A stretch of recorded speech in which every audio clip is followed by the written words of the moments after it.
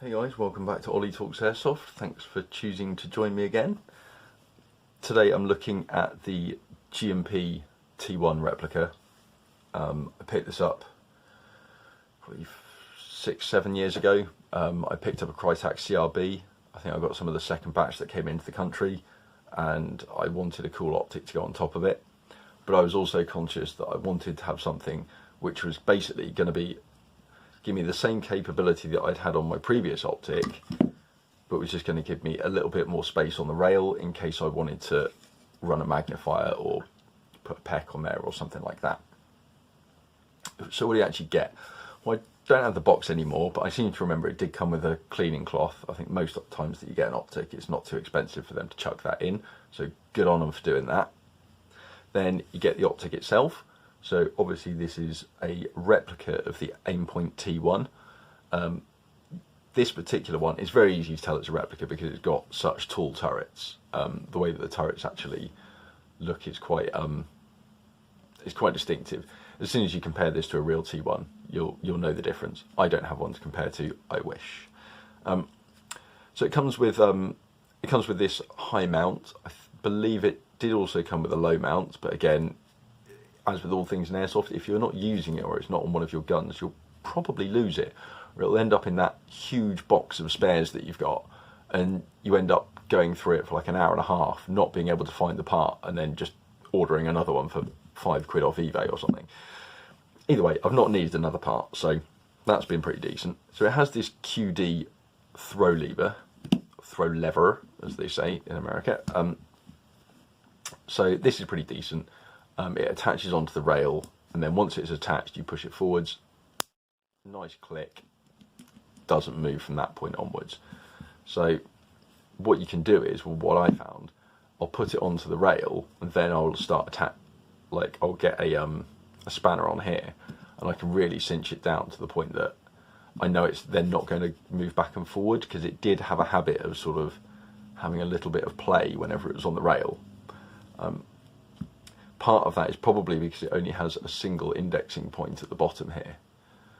So this is where it would line up with the Picatinny rail. So you've got one point here, and then it just has to use essentially the runners on either side.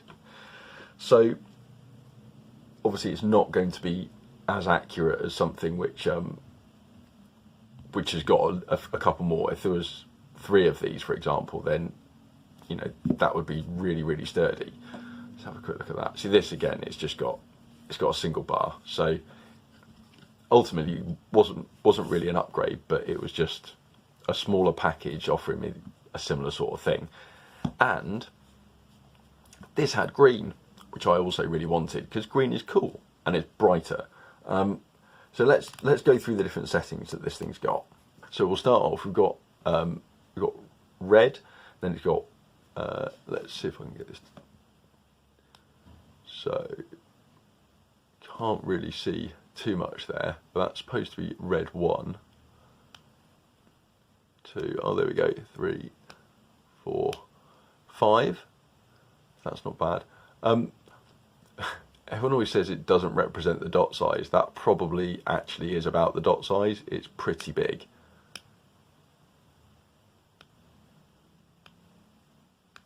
And then that's the brightest setting there. What I'd probably point at more than anything, let me just turn this off, and obviously you can see the tech map that I use for working. Now if you try and make out some of the lines through there, you get an idea of how much tint you're having to deal with. So you can see obviously when you look through here, the lines underneath here are quite dark.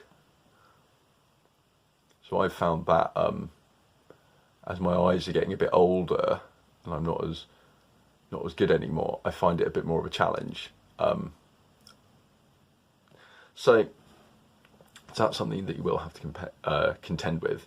And obviously this, it's not designed to be some sort of all singing, all dancing combat optic. It's full aluminium construction. It will definitely take BB hits all over it. Probably with the exception of the 2 lenses. So hence why I went out and spent, I think this was about £7 or £8, and it's actually, I wasn't sure if this was going to fit, but actually there is a little bit of threading just on the inside here. What that means is that this was actually, rarely for Airsoft, it just screws straight on. Obviously, you can actually see it does stop the glare.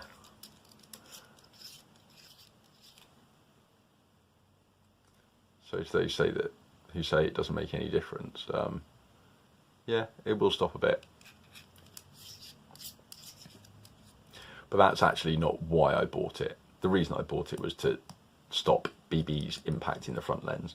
And you can see on here that it has taken a few impacts, but ultimately the optic still works and it's still fine. Getting to the battery compartment can be a little bit of a pain. I don't know if I've got a screwdriver here. I do this with my thumb. No. Either way, I believe it is a 2032, one of the D cell batteries. I think it's pretty obvious. You can see from here which is the standard flat kind that you get. So, so yeah, it's pretty decent. I mean, at the time this was running between sort of £50 and £60. I don't know. I consider that to be pretty decent for an Airsoft optic. I would point out, you can kind of see it from here. It's not just the ring here, but there's a ring within the ring. So you do notice that like tunnel vision because of the separate. So if I just try and change my focus on this a little bit, hopefully you can see inside there.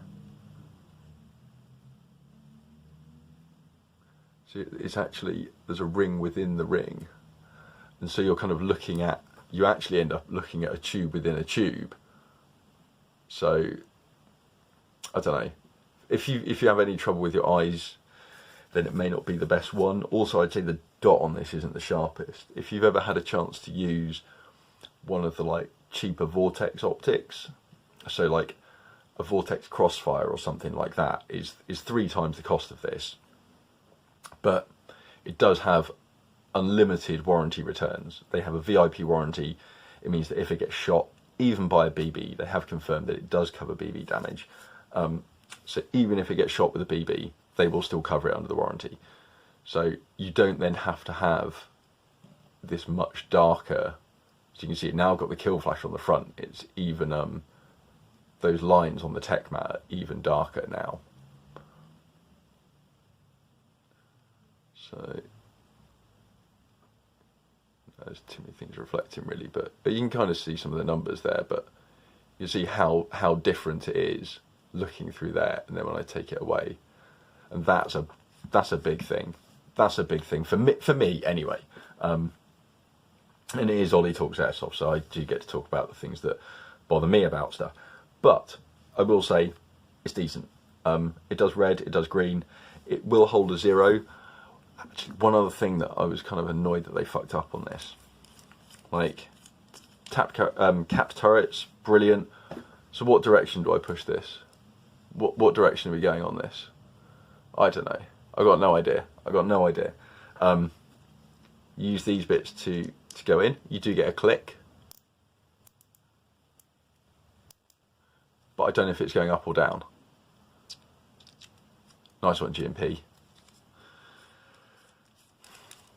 So there is a reason that I don't kind of use this as much anymore, and it's all to do with the glass clarity and the annoyance of the adjustability on it. So again, on here, is it left? Is it right? If you don't know just instinctively, by the way, it's not on the inside of the cap or anything, so I hope you can see that. It's not sort of obviously done for you. I kind of, yeah, they're assuming quite a lot when you buy this that you just know. But ultimately, if you're going to just chuck this on a gun just for the look of it, which is almost what I did when I first bought it, I was like, well, I want something that looks like that, and this looks like that, so that's what I'm getting. It fit the bill for 50 quid. It will hold a 0. You can adjust it, so when you figure out what's up and down, left and right, you can zero it, and it is effective. But I don't know, because of the glass clarity, because of worrying about losing the 50 quid, so feeling like I had to fit a kill flash onto it, it meant that I further reduced the clarity of the glass that I was looking through. So I don't know, it's up to you guys. What do you guys think about it?